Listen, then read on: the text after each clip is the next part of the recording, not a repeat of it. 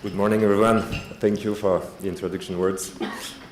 Before starting, I just wanted to thank Steve Docker and every member of the event organization for inviting us in this World Demolition Summit here in Toronto. It's truly an honor to stand here before you as a representative of EDF, one of the largest energy company in the world. So we've traveled all the way from France to share with you some insights and experience we've gained about thermal power plant decommissioning. So today I will address with you some of the challenges we need to address as a project owner in this field. So I will, let's go, yes. I will begin with some background information about EDF and its experience in this specific activity. Then I will focus on the main issues we have about specifying and buying regarding dismantling of thermal power plants. And then with the help of Alexandre, and which will join me further in the presentation, and Patrick Frey, that most of you may know also, we will try to show you what we intend and what we try to do with our contractors to build strong partnerships along the road. So let's begin. Yes, to go greener in its energetic mix, EDF has often necessitates to remove its obsolete thermal power plants to make room for a cleaner and more environmentally friendly means of production.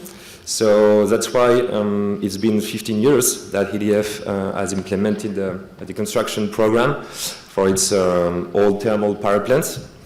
And EDF has developed a strategic approach to perform this kind of works, which is divided into three main steps. So first of all, the decommissioning, which is a phase led by the operator, and which aim is mainly to put the plant in a safety condition for its further deconstruction. Then we have the dismantling, and it will be the focus on today's presentation. It's quite a long phase. It can take up to 6 to 10 years regarding the level of asbestos we have in the power plants, regarding the size of the power plants. It's a phase during which we try to collect and gather all the input data that are needed to perform the works. We prepare all the various contracts, and then we execute the different works, which are mainly asbestos removal and demolition. And then in the end, we have the remediation, soil remediation, which aim is to prepare the soil for another mean of production that can be put at the place of the old thermal power plant. So here is the strategic approach, some key figures about our activity. Since in 2008, EDF decided to create an engineering department dedicated to perform the dismantling project of the thermal power plant. So since then, we've already demolished 10 power plants and 19 chimneys, which represent 6 gigawatts of power, while recycling 95% of the waste we produced. It represents more than 10,000 tons of asbestos, more than 200,000 tons of steels, and more than 400,000 tons of concrete that we reused on site. And it represents approximately more than 350 million euros of contract. So it's quite a huge task to perform for EDF, and yet we still have a lot of work to do, as we have a program to implement with still 9 power plants to demolish, and that it will last until at least 2003, as the power plants are bigger than the previous ones, because the 9 power plants represents 11 gigawatts of power. So we have a huge task to perform still. So now I want to talk about the work packages. With all the years and the experience accumulated, we've developed a methodology at EDF to perform the demolition of our power plants. And this methodology of work packages is really tailored to the French context. It may be different over here, I'm sure of it. The three main issues we have to address in France is, first of all, our French regulatory context. And when I talk about the regulatory, I'll talk specifically about asbestos. I won't go into details about the regulation, but regarding the personal protection equipment, regarding the duration of asbestos exposure of the workers, regarding the necessity of setting up containments most of the time, The asbestos removal works is a huge task to perform. It's very long and it requires a lot of means to perform. And in addition to that, it's a responsibility of the project owner to perform complete surveys, exhaustive surveys with asbestos. It means that every discovery, every findings during the works is the responsibility of the project owner. So all the financial risk is upon the shoulders of the project owner. So this is the first thing. Then we have the available industrial resources in France. With this restrictive regulation regarding asbestos, we have companies that are specialized in asbestos removal works. We have companies that are specialized in demolition works. But we have not many, if not any, company that have the skills and the means to perform both kind of works on the size of the power plants we need to deconstruct. So we need to take this into account in our strategy and in our approach when we want to demolish our power plants.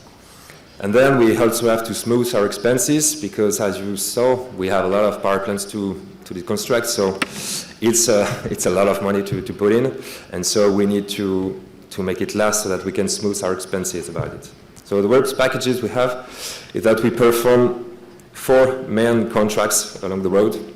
First of all, we remove the chimney, which is usually in poor conditions, and we remove also all the outside facilities and equipment we have so that we can have some space for the further deconstruction, the storage of the waste and everything. So this is the first contract. Then we perform the asbestos removal and lagging removal. Before the deconstruction, we make a separate contract with asbestos and one with demolition. So this allows us to treat all the asbestos discovery that I talked about previously. We can negotiate it with the asbestos removal contractor, and if we don't find an agreement to treat it, then we can put it in the further contract. So it offers us more flexibility regarding our discoveries and all the financial constraints we can have with this. So then we perform the power block demolition once every asbestos is removed, or at least the only remaining. And then at the end, we perform the soil remediation. So these works packages make our projects very long, but it offers us more flexibility and more financial control, and we separate the risks regarding the industrial resources we have. So that's why it takes up to 6 to 10 years to perform. Sorry, yes. So now, some issues we need to address when we talk about specifying and buying. So as a project owner, our responsibility is to plan the execution phase and to secure safety of workers, environmental compliance, and we need to secure our costs and our project timelines. So with the safety as a priority, what we need to do is we need to assemble the right set of skills from the beginning of the project with the team, with every skills we need to perform such types of projects. We need from the beginning to take into account our stakeholders' constraints, which can have a huge impact on the execution phase, and you don't want to discover it too late in the project to adapt your strategy. The most difficult part may be to put the power plant in the known condition, because you have a power plant that lives about 50 years, that has changed, that lives incidents, drawings are difficult to find. So we need to make all the mandatory surveys, and we need to secure all the information we can about the power plant, so that then we can make the risk analysis of the project, identify all the technical challenges we will need to address. So we can clearly then specify the technical specification for the contractors, for the tenderers, so that it can have a clearly understanding of all the process we needed to implement. So yes, one huge task is also to have precise requirements. And then in the end, we have to select the best contractor, taking into account technical and financial performance. So one of the key factors, as I said, about our design phase is to perform complete and high-level surveys regarding asbestos, structures, waste, and soil. It's all our input data we need, and you contractors need to perform the works. So it's very crucial for the project. It can take time. Usually we can take 1 to 2 years to perform all the surveys. It's quite difficult because we have to select qualified partners, and we don't have much company that have experience in the power plant area. So we need to help them. So what we did is that we created guidelines with a list of every asbestos locations we had in the previous projects. You can see in the picture about it. So it's a list of every asbestos we had on each equipment, so that the contractor can go and look for it in the power plant we need to do the survey. And we also defined some rules of sampling to be sure that all the critical part of the equipment is well sampled. So then the aim is to build a robust information for the contractor so that it can have a useful document as well for preparing the offer he make during the tender process, but also to prepare its methodology once he has begun the execution of the works. So we try as much as possible to make 3D surveys to have clear information for everyone, also for us to size the project. And actually we are working on the project to perform a complete 3D modelization of our pipelines and a 3D model in which we can implement all the results of our survey. So it's a project ongoing. I hope we will soon succeed in it. So once we have all our input data, we begin to work on technical specification.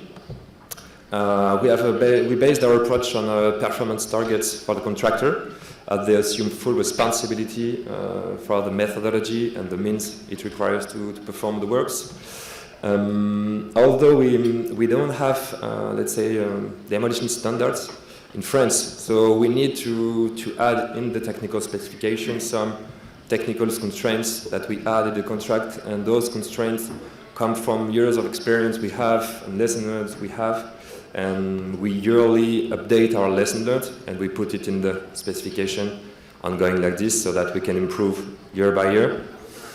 And yes, the aim of the technical specification is to be very clear so that the tenderers can propose methodology in the tender process that fits completely our requirements, but we also have to not to forget that the technical specification is going to be the instruction book for the whole on-site execution.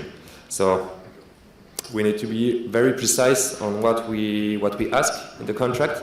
So that's why we bridge a lot of topics: scope of work, site organization, agency management, studies, technical requirement. It's quite a heavy document, but I'm sure you know it's like the Bible during the execution phase. So it's our duty to be very precise on what we expect from the contractors. So then we begin the tender process and we want to select our contractor. We want to find the best balance between technical compliance and financial performance. So we don't only base our approach on the price, nor on the technical compliance. We try to make a global scoring, which is half about the technical criteria and half about the price. So here's an example of what can be evaluated in our tender process. And you can see that most of a huge part, at least, of the points we can give to the tenderers is about safety. It's safety management, it's methodology, it's procedures, it's risk analysis. It's mostly about this. And then we have the scoring about the price, and we try to select the optimum offer between both topics. And also what we try to do during this phase is we want to be sure that what we bought during the tender process is actually implemented on the execution phase. So what has been valorized in the tender process, what points the tenders or the contractor could have get, is then put in the terms and conditions of the contract, so that it became an engagement from the contractor to execute as it offered us in the tender process. So now I will talk about how we try to build partnerships with contractors. There are two manners of seeing this. We have off contract, because as you saw, we have projects that last very long. So during several years, we can have partners that don't work with us. So we need to have a stability of their understanding of our requirements, and we need to give them visibility on our activities. So We try to set up in place some things to build confidence all along the road with all our partners. So some example of what we do. We built last year a safety networks with our main partners, and we meet 3 times a year approximately, and we exchange about lessons learned, about safety events, about topics we decided to work on together so that we can improve about safety. We also are setting up a qualification system. The aim is to pre-select our best partner for helping us to implement the rest of our program, so it can give visibility for their activity in the long run. And we also try to make every year a presentation of our program so that they can prepare themselves to answer our tender processes and to prepare themselves to eventually perform works for us. So here's some example of what we do off contractual relationships. But we also have on-site practices we try to perform during the execution of the works. We have, on every works we perform, we have a full-time on-site team, which is on everyday life with the contractor, and which role is to ensure that the contract is performed according to the contract we signed with the contractor. So one of the key factors of the project success is the strong communication between those teams, to be sure to share difficulties and to find solutions together along the execution phase. Operating procedures, yes, for each operation we ask our contractors to provide with operating procedure and operating methodology, and we set up meetings with them prior to the sending of the documents so that we can exchange in live, review in live. So it's a huge gain of time, and it's a huge gain of understanding for everybody. We also have a practice that's called no-go or stop. Basically, it's when the safety conditions are not reunited to perform an activity. Anybody can say stop, and then we make a pause together, and we think about the best solution we can set up to continue the works. And then we also have the analysis of high potential event. It's not necessarily an accident or an event, but it could have been if things have gone wrong. So in this case, we asked the contractor to make an analysis of the event, to work on the causes that led to the potential event, and to propose an action plan to ensure that we won't face it again. So here is the theory, and I'll let Alexandre join me to illustrate what I said with a project we have ongoing in the south of France.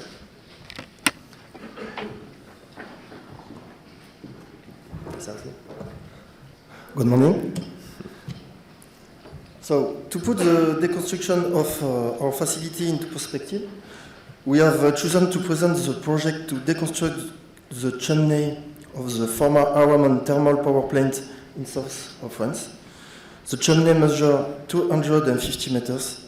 It's made up of 4 metal conducts with insulation. Each conduct has a diameter of 4 meters, and the wall weighs 5,000 tons. These conducts are protected by the concrete chimney, which weighs 15,000 tons, has an average thickness of 60 centimeters and a top diameter of 20 meters.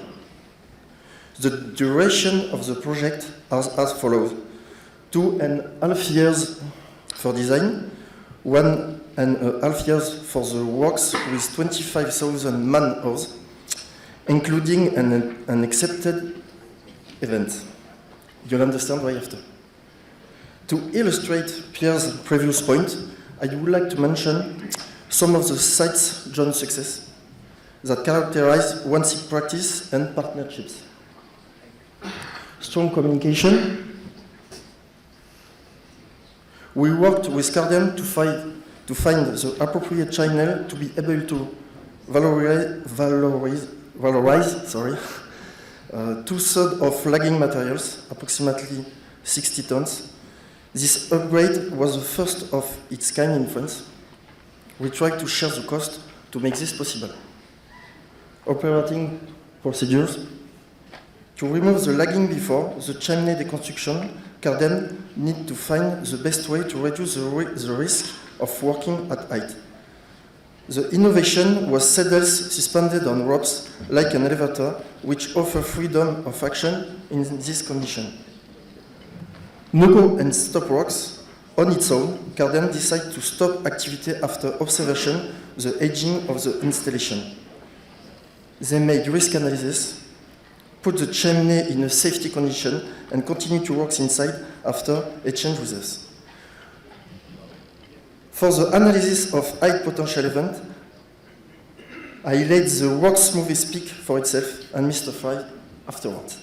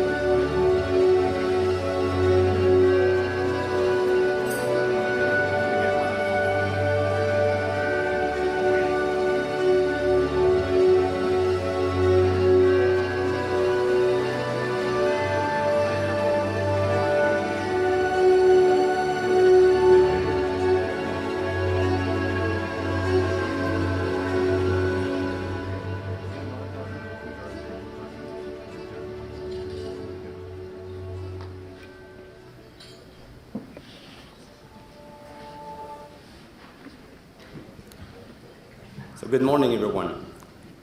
My name is Patrick Fry, and Cardem is my professional home.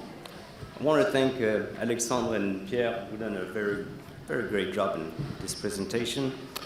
Of course, it was a choice to illustrate their means by a project that didn't go as expected. When you have some kind of a project that doesn't go as expected, this is where you really need the partnership that they were talking about. When everything goes right, when everything goes well, it's real easy to be friends. When things get a little harder, that's where we need really this partnership. To illustrate the constraints of this job is that we had 2 times 400,000 volt power line that was at 70 meters from the stack. We put some hinges on the stack. We done many stacks, maybe not that high, but we done many stacks of chimneys. with hinges, it always went perfectly on the way they were supposed to go. And this time, it didn't happen. This time, the chimney collapsed on this hill, on this foot. The hinges didn't even get a chance to take the load and to move the chimney in front, and the whole top just fell, and while it was falling, brought it back on its foundations. So when I was talking about a partnership, of course, EDF, when something like that happens, they need someone they can trust. They need someone who's going to say, you know, don't worry, I'm going to take care of it. And at all times, they never doubted. They always trusted us. And so really, thank you for that. Yeah, if we want to put a conclusion to this, is the stronger your partnership will be with your client and from the client to the supplier, and the easiest it's going to be in order to face difficulties when they come. So thank you.